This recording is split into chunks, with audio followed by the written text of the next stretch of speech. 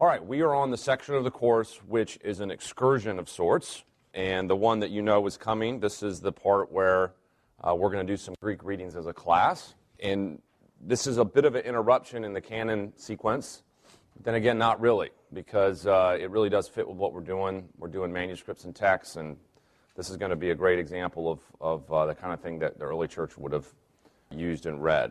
So let me give you a little bit of introduction to the manuscript you have in front of you, and then we're going to start walking through it bit by bit. And the goal during this time is for me not only to have you read it in Greek, but also to help sort of educate you about the way manuscripts function and how they were different from what we do in our modern day. And I know that you're thinking, wow, my Greek New Testament was hard enough. This isn't helping. But in the ancient world, this wouldn't have been that difficult to read if you could read. Most people in the ancient world couldn't read, but if you could, this would have been standard fare. Okay, so the photographic plates I've sent you are of a manuscript by the name of P66. Papyrus 66 is one of the most interesting manuscripts we have because of its date and its content. You probably know that we don't have a manuscript that goes earlier than the 2nd century of the New Testament, but that is remarkably early for any manuscript in the ancient world. P66 is dated to around 175 to 200 AD. That makes it one of the earliest New Testament manuscripts of all the manuscripts we have. The only thing that really beats it definitively is a manuscript by the name of P52, which is our earliest copy of any document, the Gospel of John. There's also some other copies of things. P90 is pretty early. There's others around this range, but this is one of the earliest texts we have. Again, this is unlike any other documents in the ancient world. In the ancient world, the idea that you could have a copy of a book within, say, 50 years of which it was written, P52's case, or in this case, maybe 100 years from which it was written, is stunning. In our little world, 75 years, 100 years seems like a long time. But in the world of manuscripts, in the world of book copying, that's a remarkably small gap of time. So what this does is it gets us access to the text of the New Testament at one of the earliest points available to us, and that is the 2nd century, or towards the end of the 2nd century. And that means that what we see here is likely what the early church had broadly, what they were reading. And as you'll note, that there's a lot of interesting things about that when it comes to P66, because as you no doubt have already seen in your preparations, it's a very reliable copy of John. The other thing to note about this manuscript is not just its date, but also its content. This manuscript contains almost the entire Gospel of John. This is unheard of. Most of our 2nd century texts are fragmentary. In fact, very fragmentary. For that reason, it's difficult to know how much you can know about a book because of the fragmentary nature of the text. This particular book has almost the entire Gospel of John, which is a pretty lengthy gospel.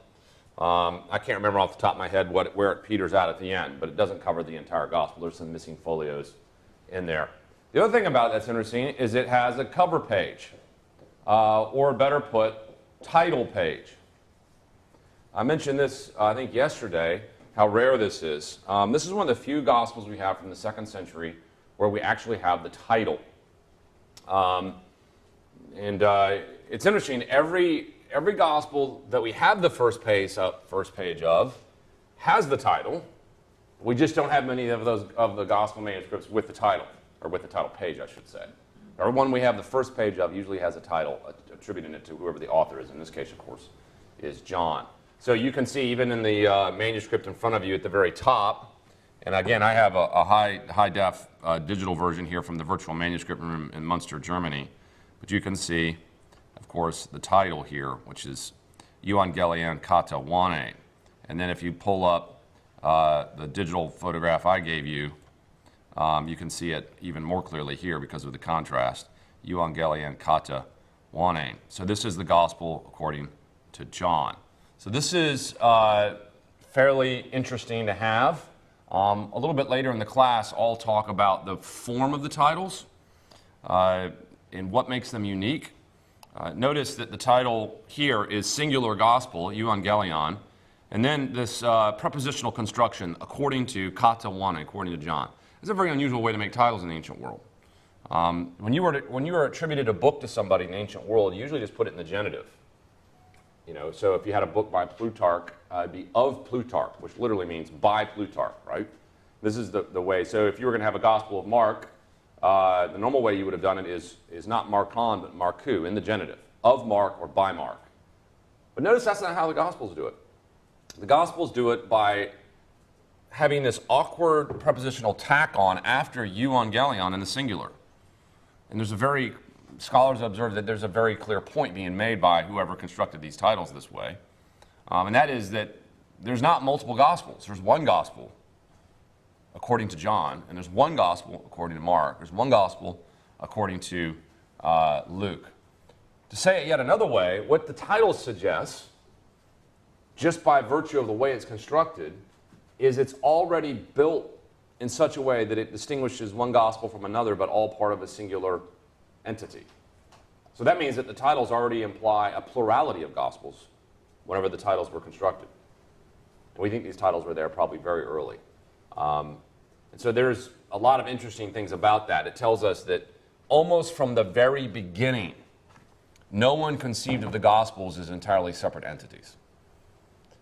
So we have this idea that when the Gospels were circulating in earliest Christianity, they were completely and utterly disconnected from each other.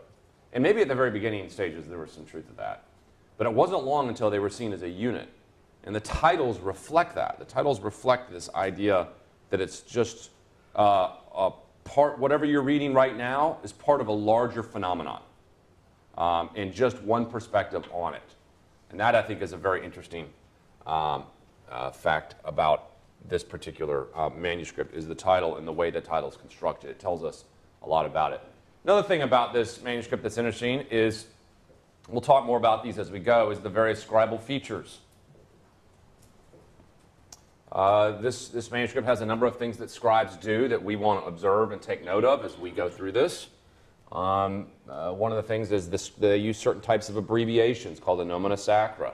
We'll talk about this. If you don't know what the nomina sacra is, if you've not had me in a class before, you probably were reading through the manuscript wondering what in the world you were reading, because it looks really odd.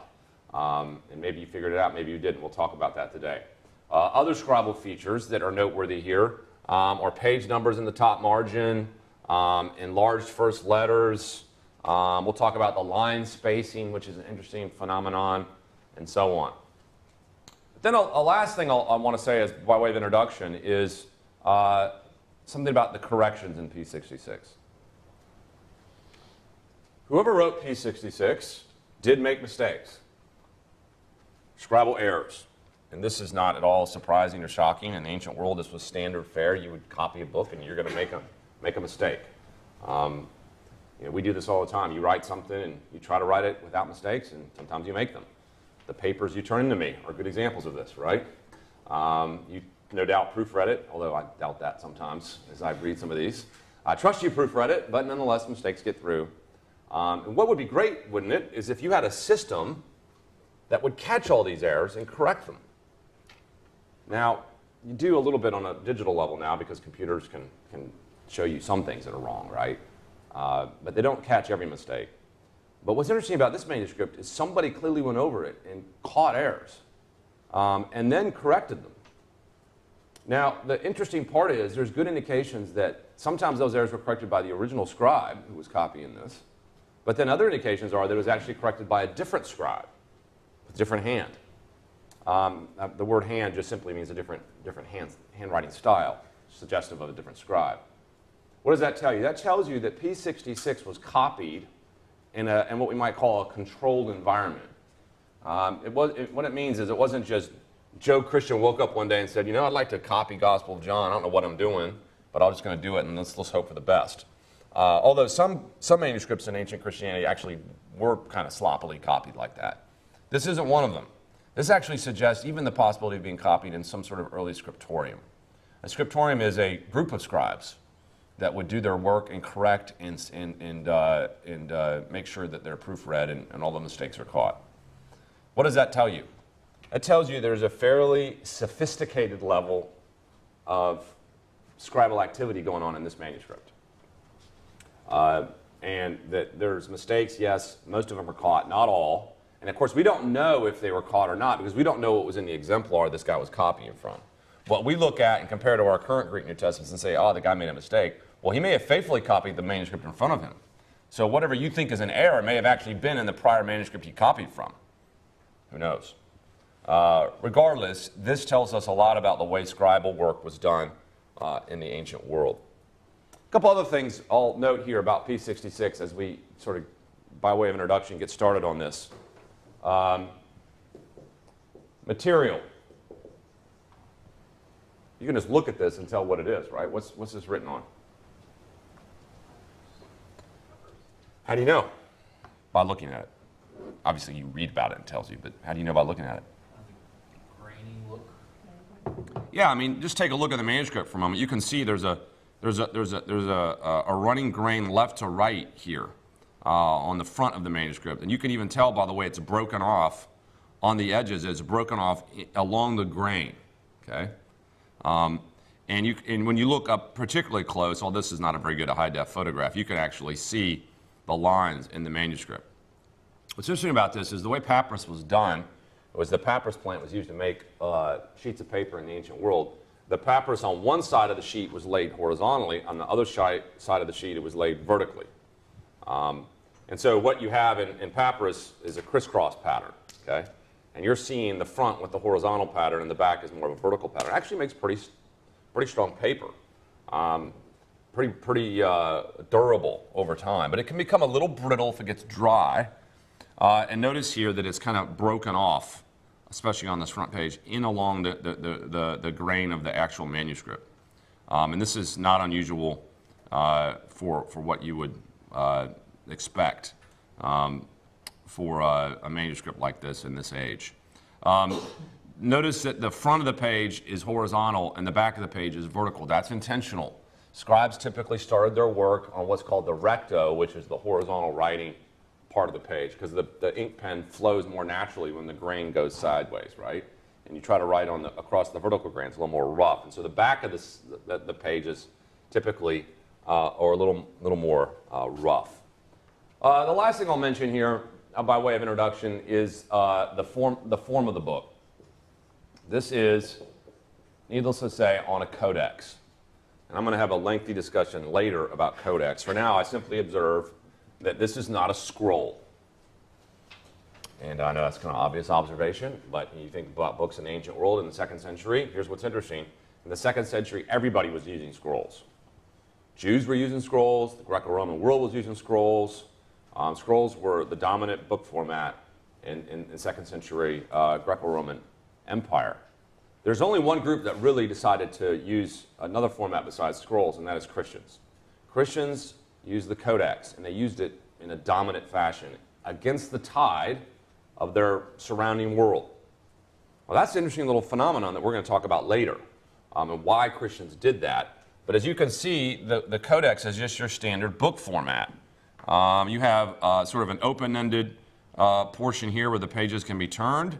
And then you have the binding was originally bound, although not anymore, because the pages are all loose because of time that's passed. But this used to be bound on the left side. And so it functions like a normal book.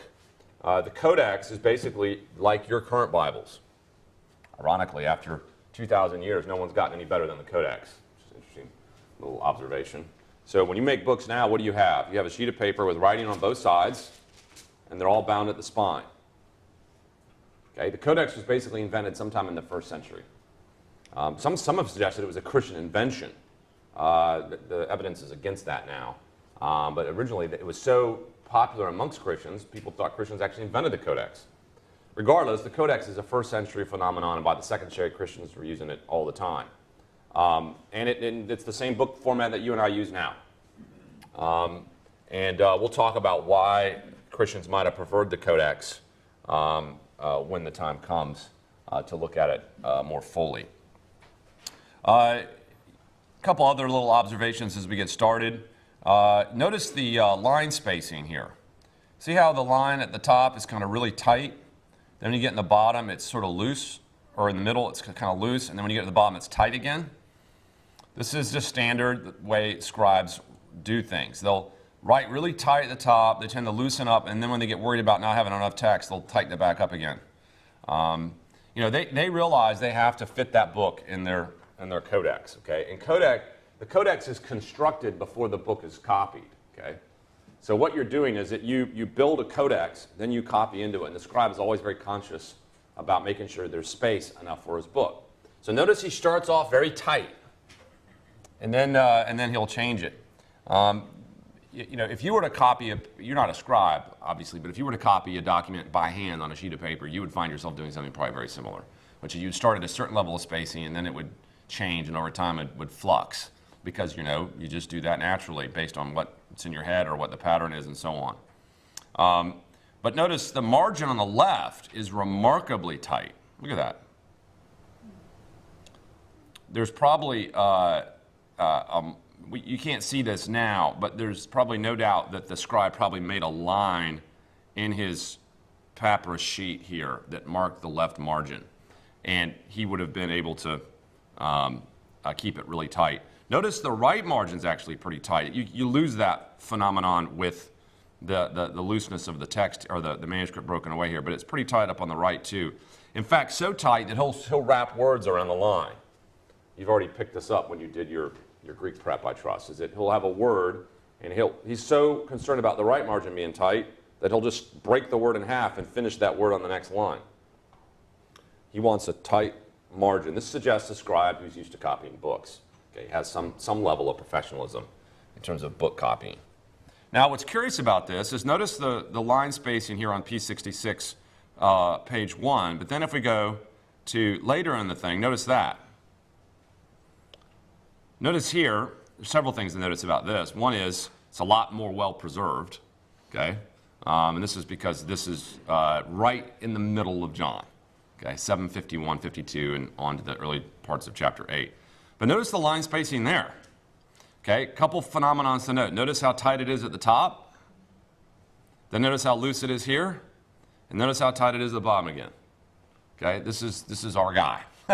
Whoever Joe Scribe is clearly the same scribe doing the same thing. But notice the difference, though. Even though he has the same tight, loose, tight format, I want you to notice that the overall lines on the page are a lot less. So you notice how many total lines are on this folio versus how many total lines are on this one. Now, this is indicative of the fact that about halfway through the codex, our scribe might be relaxing a little bit. You might be thinking, okay, I can get it all in. I've seen the pagination, I'm doing the math. I can loosen up the text and write it in a way that's not so tight and so crammed. The other indicator here about the number of lines per page, and this is interesting about early Christian manuscripts, is that early Christian manuscripts, compared to Greco-Roman manuscripts, almost universally had less lines per page. More space. Now, why do you think that would be the case? Why do you think Christian manuscripts would want to make their document a little more spacious and a little more roomy when they copied it? Any thoughts? Yep. It was meant to be read, possibly aloud to people. Exactly. What you find in manuscripts in the Christian world is actually there's a lot of indicators that they were being used for public reading. Okay? And this is one of them. Public reading would be enhanced by space that you can see more clearly, right? And in the Greco-Roman world, you're probably thinking, weren't texts made for public reading for them too? And the answer is yes and no. A lot of texts in the Greco-Roman world were actually not made for public reading. They're actually made for show. I know this sounds weird, but a lot of Greco-Roman texts were made more like pieces of art than for the practical task of reading. And so they were a lot more tightly compact, a lot less help to the reader. What you find here is there's a lot more help to the reader because of the space, and you can see it more clearly. Now, of course, what might drive you crazy is what's called the scriptio continua, right? There's no spaces between words. And you're thinking, wow, no spaces between words, that's painful when you try to read it. It can be. But actually, that's not as big a problem as spaces overall. This is the way they spread it out a little bit helps the reader in the ancient world to find their spot more accurately. When you try to read Greek with no spaces between words, it just makes what's already painful worse, correct? But if I were to give you an English paragraph, with no spaces, you'd be surprised how easily you could read it. I mean, you would just intuitively divide the word up, and you intuitively see, and you would actually, pretty soon you'd be reading it quite quickly with no spaces. The reason it seems worse than it is because you don't know Greek, right? And nor do I at the level that they would. And so it's a slog for me too, if there's any consolation to you. It's tough to read when there's no spaces. Now, what Christian manuscripts did, though, more than other Greco-Roman manuscripts, is not just spaces in the lines here, but the other thing that they did is they actually offered more punctuation than hardly any other manuscripts would offer. And this, again, is suggestive of public reading. So just on this, we'll look at a few of these when we get closer. I'll zoom in here. Notice that mark there and that mark there. What would those be? See that little curved mark there and that little curved mark there. What's that? Is it a rough breathe? Well, it's not a rough breathe. Rough breathe would be the opposite way, right? So in this sense, it's a smooth breathe mark, okay? So it's basically a breathing mark. And you see these in your Greek text too. Breathing marks would be a way that help the reader pronounce and sort of navigate the text. There's other things we'll look at that help the readers navigate the text. Notice there's two little dots right here. So you have kai, and then you have ide, ate, right? So this is separating these two iotas. The scribe is helping you realize they don't go together. When you have two vowels side by side, usually iotas, and you have two dots over it, that's called a diaeresis mark. We'll see this more in a moment. The diaeresis mark separates two vowels for the reader so they don't confuse them as one word, which is a problem in scriptio continua, right? Because there's no spaces. So that's another help. Here's another punctuation mark. This is called a middle point. It's raised dot right here. It's not a period, it's at the bottom. It's raised up. It's kind of like a semicolon of sorts. This middle point breaks up the text. Also a piece of punctuation. So I've just given you three examples of punctuation that Christian scribes use. They did this because they read books publicly. Now, this is interesting for canonical purposes, because if you see manuscripts of books that made it into the New Testament canon, like the Gospel of John, and there's indications in those manuscripts that those books were publicly read, there is good reason to think, therefore, that those books were functioning like Scripture at the time that copy was made. What books do you publicly read in the church? Answer, biblical books, okay? And we have all kinds of evidence for this. Going back to the Old Testament scenario in the synagogue, when you read publicly, you read the Bible. In the New Testament church, when you read books publicly, you read Scripture. Justin Martyr in the middle of the 2nd century tells us that in the standard Christian worship service, they read from the Old Testament, and they read from the New Testament, and then there's basically a sermon on it. Not that different than our worship services. So if you find a copy of a book like John in the late 2nd century, and his indications that it was built for public reading, what does that tell you is in the scribe's mind? He's writing a book to be read in the church. So does the scribe think this book is Scripture? Well, it's hard to know exactly, but this is an indication in that direction, right? Because of the fact that it's written in a way that's designed to be read in some sort of public fashion. And again, in the Greco-Roman world, this was not something that was very commonly done. It was, most manuscripts, like I said, in the Greco-Roman world were not designed to help the reader. They were designed more like objects of art. At least the literary texts were. Okay, as this is just broad introduction, as we go, we'll make these observations at a more detailed level. One other thing to note here about this folio, incidentally, is notice the margin difference here. Look at the big margin here, the small margin here. Most likely due to the fact that you've got the binding probably on this side, and the wider margins on the edges to give the book more space, if you will, more room to see how wide that margin is at the top and on the side. Scribes would build that in on purpose to give you a little wiggle room, right? So if the page gets torn, bumped, worn away, you're not eating into the text over time. And so it's interesting. You can actually trace different manuscripts by the size of their margins, and that's an interesting little exercise in its own right. notice you even have a pretty wide margin at the bottom of the initial page here on the P66 title page. And of course, it's hard to tell how wide the margin is here because half of it's eaten away, right? Most of it's been torn or shredded due to time and age. Okay, there's our broad look at P66, and this is a typical manuscript. Before we're done today, I'll actually show you some photos of some other manuscripts that I think you might find curious in early Christianity. And I'll show you one that's the manuscript I did my own doctoral dissertation on, which is actually a miniature codex. It's like a compact Bible. You know, the one I did my dissertation on was about that big. A book that size, and it had, believe it or not, in a folio that big, there was 45 lines of Greek text. Think that was easy to read? The scribe with a micro pen just crammed it all in there. It's phenomenal. Their construction of ancient books or miniature books in the ancient world was actually pretty remarkable. How sophisticated they could be and how tiny they could be, and still have legible font in them.